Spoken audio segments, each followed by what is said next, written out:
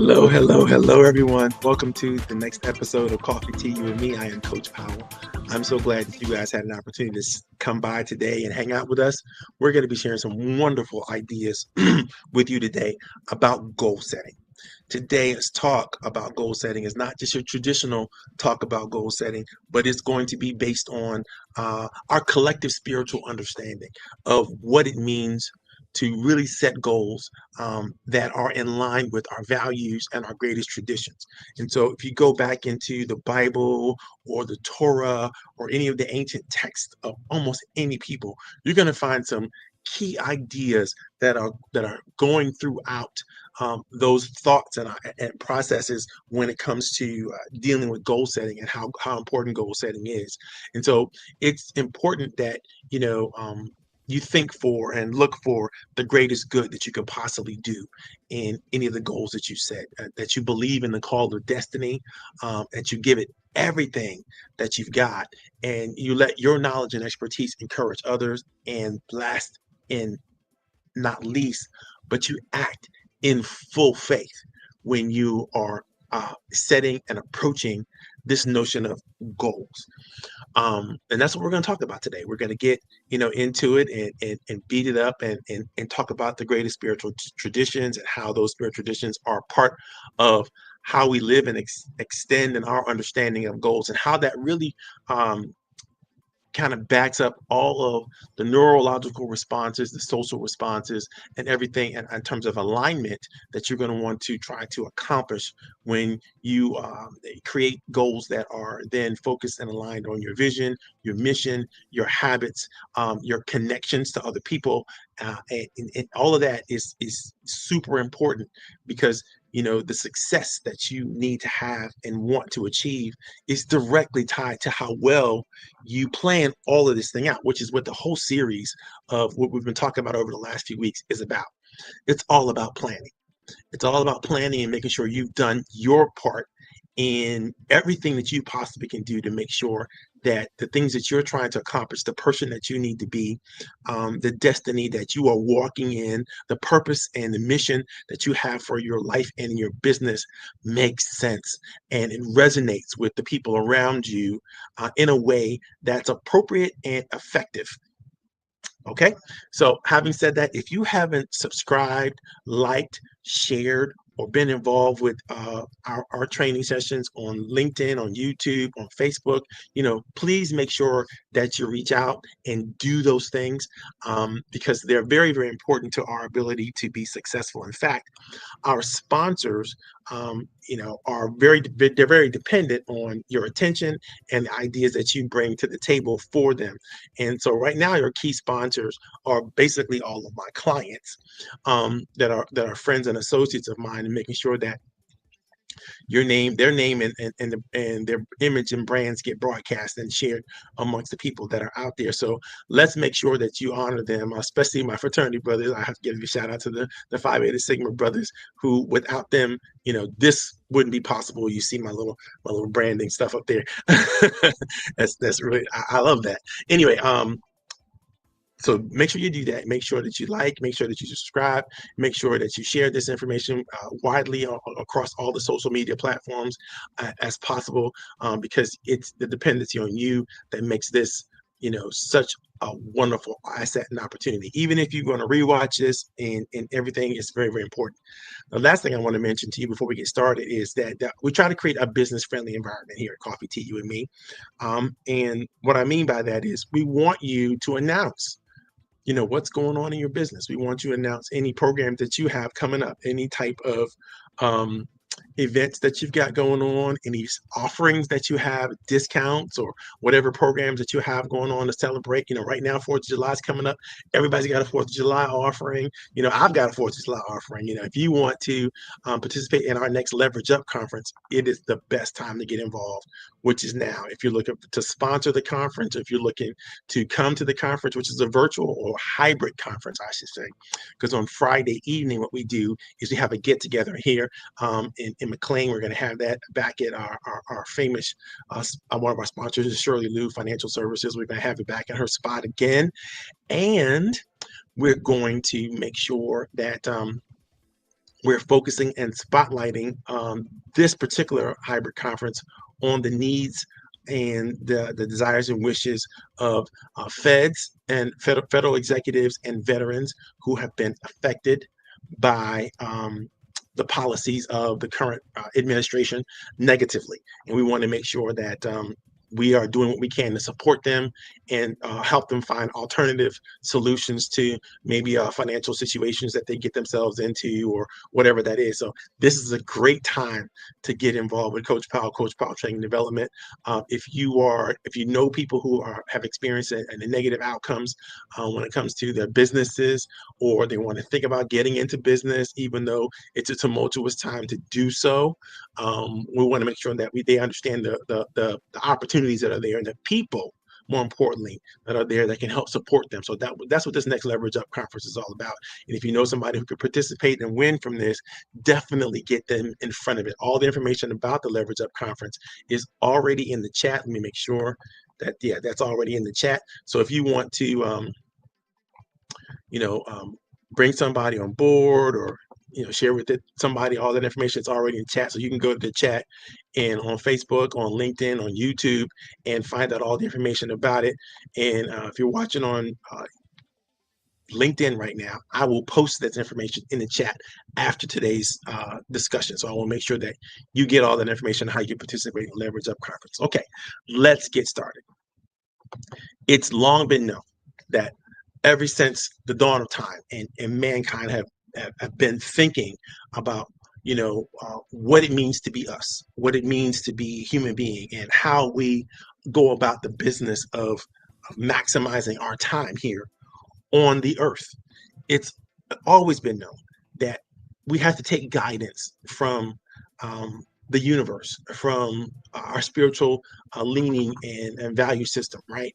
And whether you believe in all things that come out of the Bible, or you're Jewish, or you're from an Islamic tradition, or you have another Eastern or Asian tradition, no matter where you're coming from in your spiritual development and your spiritual guidance and what you're coming from, it seems like the things we think about when it comes to goal setting are always the same thing, and they shed light on how we think about these things today. So all those ancient practices and beliefs kind of come forward in a way of embedding themselves into the culture.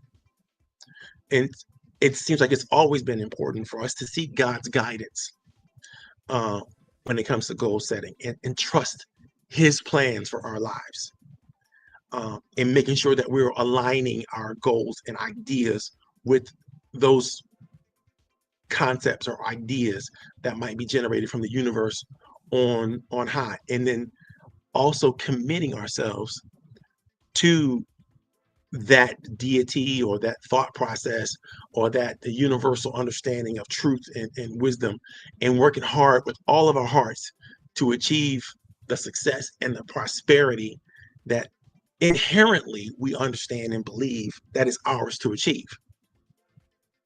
And in doing so, it's important not to be anxious or be worried about our goals. Instead, we should meditate, we should pray, we should trust in God's provision, and making sure that we understand that no matter what, things are going to work for our good. Now, these are universal understandings, right?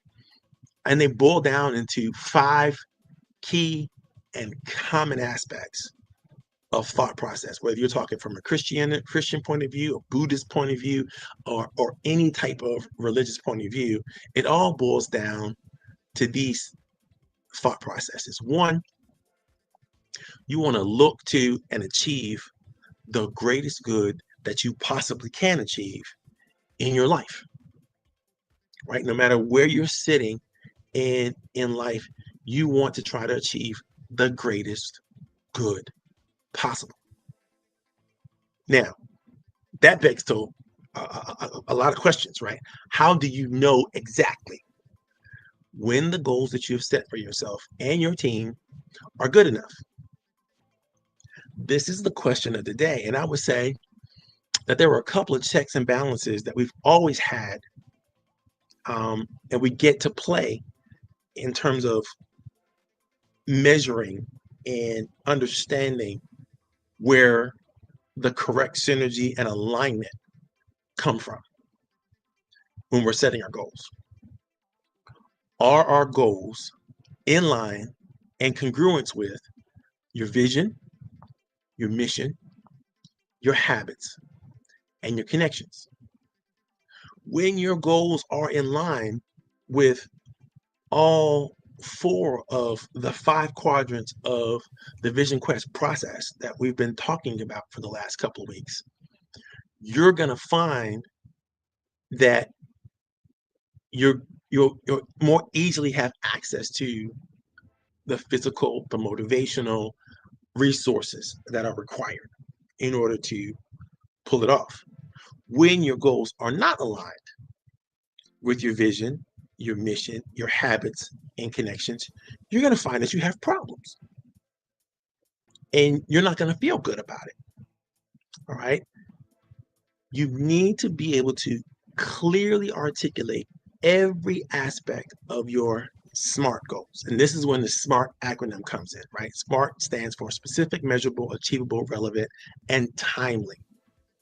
And in this way, all of the stakeholders that you are involved with can easily understand and agree or disagree with the direction that you're going in.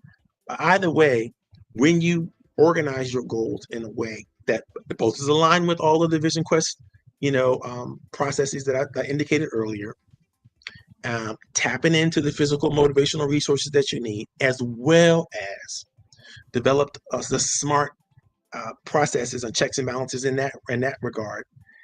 When you have articulated and communicated and organized your goals in such a way that all that is true, the likelihood that even the people who don't even know you yet, when they hear about what you're doing and how you're going to do it, they're going to most likely agree and get on board with you. Those that don't agree and are fearful of what you're suggesting are not ready to play with you.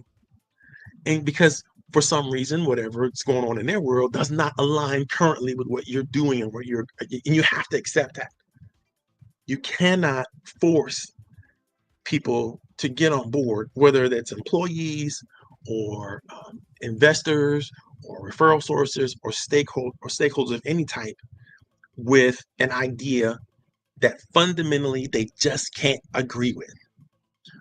That's creating a whole bunch of cognitive dissonance and will eventually lead to doubt, mistrust, failure of all types, and so on and so forth. So there's scenario that you'll be able to know based on what I've just explained to you where there are areas of weakness, meaning the relevance and your significance of your goals can be easily challenged.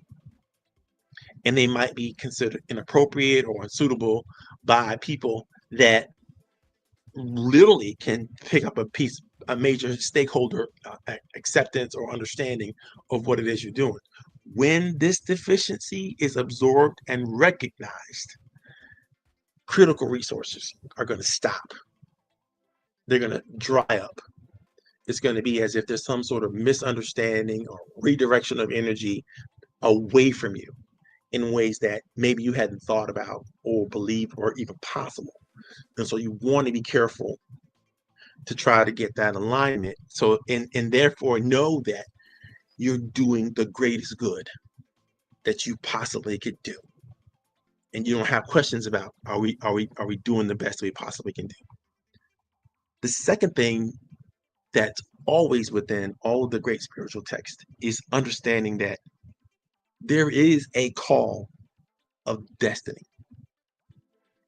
There is a way to do this in alignment with a future that is most likely and even probably the right direction for you to go. And this is where you get to align your purpose and intention in a way that you can clearly articulate the desire, the worth, the benefit to every stakeholder so that they'll be willing to then make a meaningful investment or sacrifice to enable the greatest success of whatever the project, the program, the mission, or whatever that is you have. Of course, the surest way to have the trust in the process is by participating from the beginning and enabling as much collaboration in creating your goals as possible.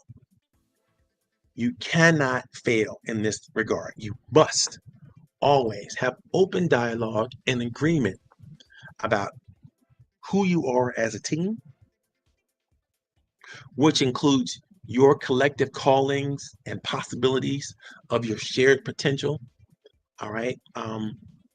Because if you don't, your ideas are going to be fractured and mismanaged. Your expectations are not going to be aligned and therefore will undermine the acceptance of the roles that you have to accept and the performance of duties that you have to perform.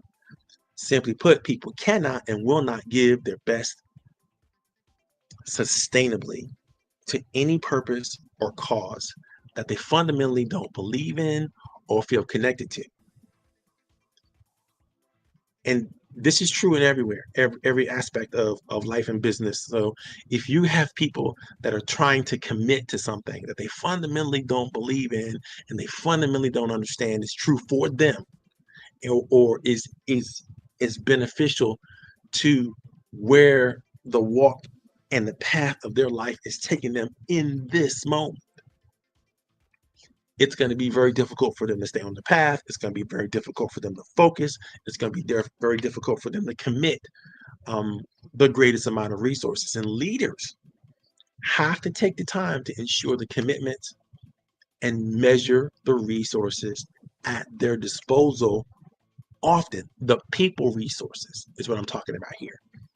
You have to know who is willing to make the commitment to give of themselves, to give of their time, their talent, and treasure in a meaningful and significant way.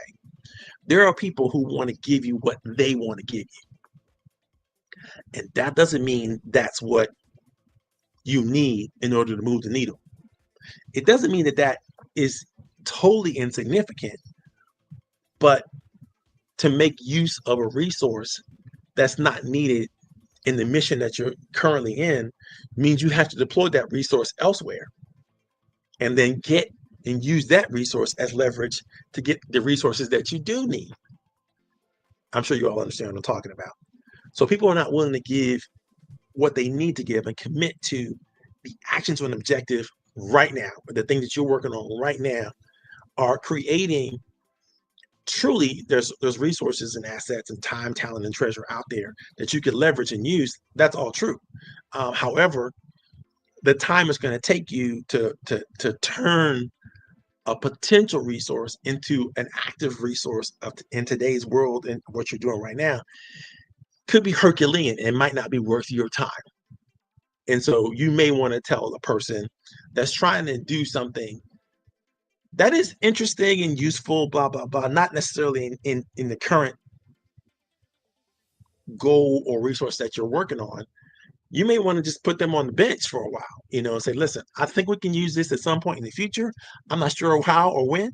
So, love that you're offering this to us. Love that you want to commit this to us, but that's not going to be helpful as far as I can see right now, based on our current alignment and structure. And you want to make sure that you don't,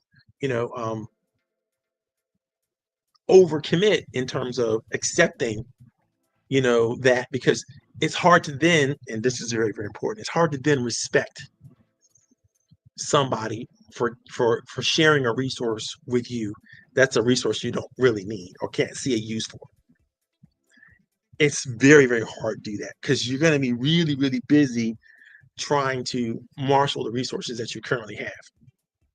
Now, what's important about giving everything, which is the section we're talking about today, is choice is right there in the mix and in the middle of that battle. Every day, all day, we have to make choices. Every day allows us to reprioritize and recommit to the appropriate directions that we should be moving in. And what are we committing? We're committing our time, our talent, our treasure. We're committing our resources. We're committing the resources of other people to the mission at hand, to the tasks at hand, to the goals that we have set. And when we commit those resources properly, which means we have a forethought about what we're going to engage in, when we most assuredly bump into obstacles that we could not have imagined or could not have seen coming forward, we can respond to that better than when we just kind of willy-nilly wake up and go to work and without a plan, without a thought process, without an understanding of what our greatest habits might be to ensure our success. Because there are a lot of little micro decisions that have to be made every day. And these make up the sum total of all of our habits and the way we live and the way we lead our lives collectively. This daily choice for all of us is important for us to make and give our best efforts towards, because if we ignore the responsibility to choose the right actions and make the right moral choices most of the time, to make sure that whatever we do and inject into the universe is good versus bad, whenever we make the less than honorable choice, we cause our name and reputation to be considerably damaged. Now, when we get to the habit section, which we're not in right now, we're going to speak about this in great detail. But I want you to know that when you give everything, when you're making the choices to commit a tremendous amount of energy and resources to whatever effort that you're in, it matters greatly, not just what you do, but how you do it. And in the case of goal setting, making sure that you're communicating, you're understanding, making sure that you have a consistent commitment towards towards leadership and benefit in a way that's imperative. This is going to require a little more than just blind faith. This is going to require true understanding and connection. It's going to require true commitment that people can see and understand that you're making the investment as well as you're asking them to make the investment. And it doesn't have to be the same, investment, because as leaders, sometimes we have to make different investments than those who work with us, or those who work through us, those who collaborate with us, joint venture partnerships, all the different ways that people move together. There might be a different commitment from different people. However, the commitment has to be there, and they have to give, a significant, and I would say give everything, towards a goal that's meaningful, relevant, and significant. If not, then you're wasting some effort, you're wasting some resource. The next thing you got to do when it comes to understanding goal setting, how to do it well in a spiritual context, is take advantage of the knowledge and expertise that is divined, right, from the universe, right? You've gotten through your moments of prayer and meditation, silence, and just thinking about the directions that you want to take, the future that you want to achieve, the person that you want to be, do, and have in the future, right? The things that you want to be, do, and have in the future, people that you want to be, do, and have in the future. Think about all that kind of stuff in your quiet times, in your meditation times, in your times of prayer. Ask for discernment about the directions that you might take today, or next quarter, or the next week, about the things that you make. Because, by the way, every day you're involved with achieving your goals, you're going to find that there are going to be challenges, obstacles, things that you couldn't have seen or planned. And you're going to have to figure a way around, over, under, through that obstacle. Now, it's important that you understand in taking advantage of knowledge and expertise of others, you do not have to know everything to be a great leader, to be a great, amazing facilitator, to help pull people together, to keep the party going. You do have to know, however, how to take advantage of the knowledge and expertise of others. And sometimes people will let you know exactly how to work with them. And sometimes people will kind of have to be figured out because even they don't know, you know, how to do the best that they can do in the situation that might be new, right? They may not have experienced something before, but they're on the team or they're involved in the process and they're committed to the goal, but they don't quite understand um, all the things that could go good and bad and how to pull all the pieces together and how to work collectively with other people. There's a whole lot that has to go together that has to help them to leverage the time and talent and treasures of themselves and others. And it requires leadership, it requires guidance, it requires direction. And there it is, folks. If you haven't understood this yet in all of our talks, you need to understand this now. If you don't have meaningful relationships with people that have to commit some resources to whatever it is that you're endeavoring to do, why would there even be enough communication and information share to build what would be considered a mutual understanding, right? It's unlikely that people will take the time to share significant commitments or valuable assets without meaningful relationships, without proper communication and the ability to be understood as well as to understand others, right? Without this kind of dialogue, without the facilitation of this type of communication strategy, failure somewhere in your process will become imminent. And it stands to reason then that you must surround yourself with the right people. These are the people that you're asking to take up a position. These are the people that you're asking to commit their resources, their lives. It could be 40, 60 hours a week. It could be 20 hours a week. It could be just 2 days out of a larger quarter, that they need to really get involved with analysis and understanding of whatever it is that you're asking people to commit. You must understand that if they're going to commit a tremendous amount of their knowledge and expertise, you've got to know how to understand what that ask is really for them and what the benefit might be to them and how you get them on board with what you're doing now. You must be able to articulate the benefits of their involvement. Even better, and I would say this is a tough one for people, even better than you can articulate your needs, right?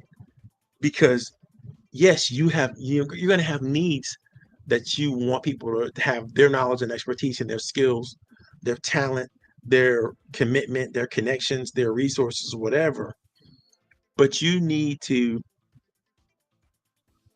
be better at articulating the benefits of them helping you than that's back to them than it is back to you. And that we talk about when we teach and train benefit speak, right? If you can get to the benefits that are there for other people right away in everything that you want them to do, everything you want them to engage in, everything you want them to be a part of when it comes to, you can quickly get to that part of the communication where there's mutual exchange and an understanding of the value of that mutual exchange. No matter what the outcome of the exchange, you should be in constant communication with the most valuable and meaningful members of your developing inner circle, meaning people that you're going to be connected to closely most often during the phase of a project or program that you're implementing or something that you're doing. You need to figure out ways to be in meaningful concert with them all the time. If you're known for acquiring and nurturing the right relationships within your network, you should have no problem developing the confidence of others to share their gifts with you. This is a skill that when you're thinking about like groups to belong to, you want to find how good those groups are at teaching you and helping you embrace and understand that skill. How do you network effectively? How do you build the networks that you're going to need in the future before you need them? How do you create a benefit for the people that you're going to need to leverage tremendous amounts of time, talent, and resources before you need them? The next thing you want to do when it comes to understanding and developing your spiritual connection to the goals that you want to do is know what to do to give a full faith and take advantage of the full faith that can be brought to the table. And I'm going to harken you back to this understanding. In most people's professional career, someone has demonstrated faith and belief in them. It could have been a teacher, an advisor, a consultant, a coach, a mentor, a friend, even a therapist. People from all areas of our lives have invested in us somehow, some way. They have poured their time and their energy into us that has helped shape our identity and given us a sense of belonging and psychological safety. As long as we've had those healthy relationships, we can easily be called upon to do more by those same people.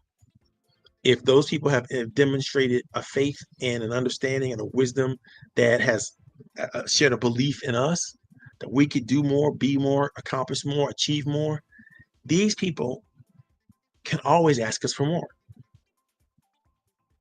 So let's turn that around in terms of the skills that you have. How are you demonstrating faith and belief in others? How are you trusting the resources around you, the people with the resources around you, to act and perform in meaningful, positive ways? Because here it is, folks. People have more faith and belief in us when we consistently exceed their expectations. They become more trusting, believing, and potential of our particular strengths and talents. And the same is true in the reverse. When we have more faith in others and people perform or exceed our expectations, we trust and believe in them and their particular strengths even more. So when people have a front row seat to our capacities and capabilities, we need to make sure we have a front row seat to other people's capacities and connections and capabilities, which means we have to be in communion with them. We have to be in connection with them. We have to be close to them. And close, by the way, doesn't necessarily mean geographically close. Close means communicatively close.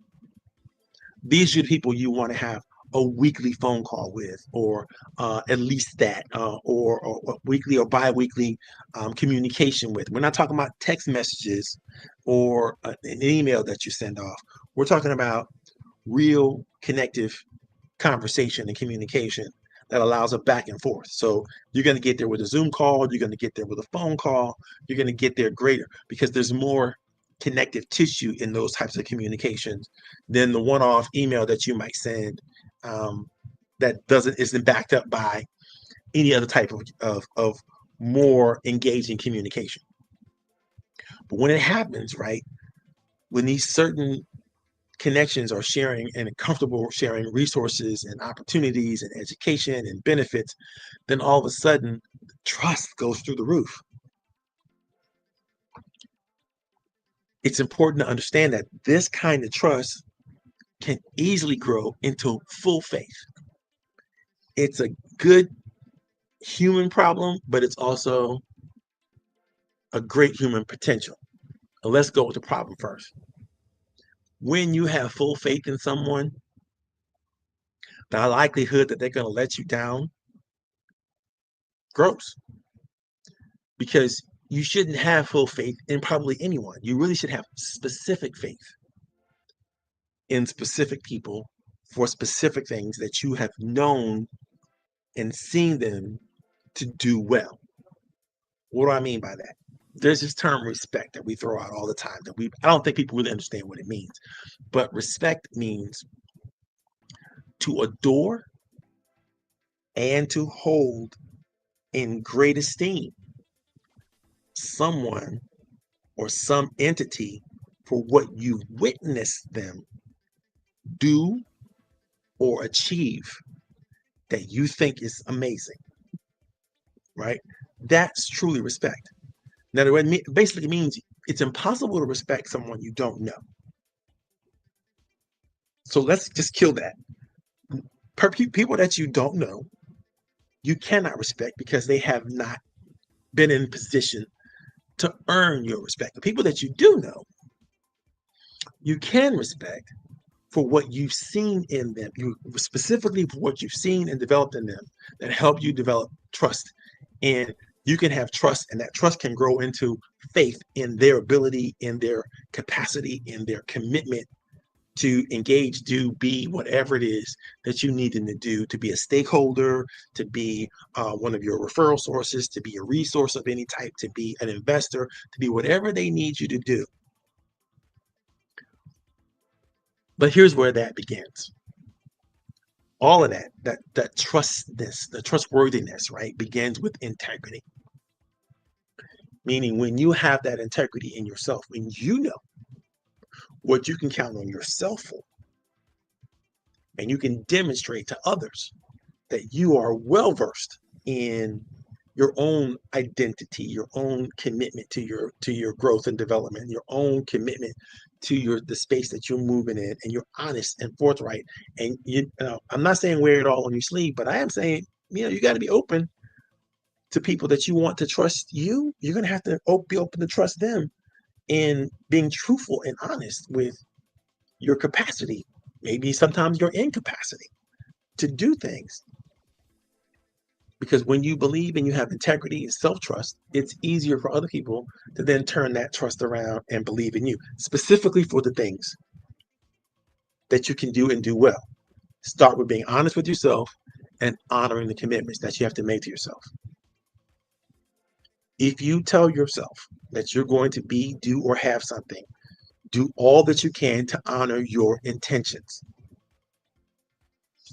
The more you demonstrate this kind of belief in yourself, the more emotional currency you'll have to ensure that others find you trustworthy. They'll have more confidence in you and your leadership. Now, the last thing I'm going to say about the topic today is your demonstration of organization and personal resolve will assist you greatly in building allegiance and dedication of others. And in reality, you'll be able to take advantage of all 5 of the teachings of today. You'll be able to look for the greater good and know that you're finding it. You'll be able to believe in the call of destiny and the future that you and your team have, the trajectory of the possibilities that your future and your team have. You'll be able to give it all that you've got in terms of marshaling the resources in a powerful, meaningful way when you need to do that.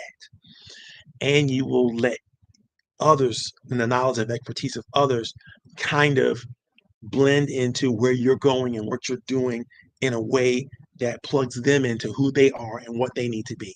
And last and assuredly, most importantly, you will be able to act in the fullness of faith that you're doing the right things. You're the right person for it. You're in the right movement with the right people at the right time, and things are going to work in an amazing and gifted way for you.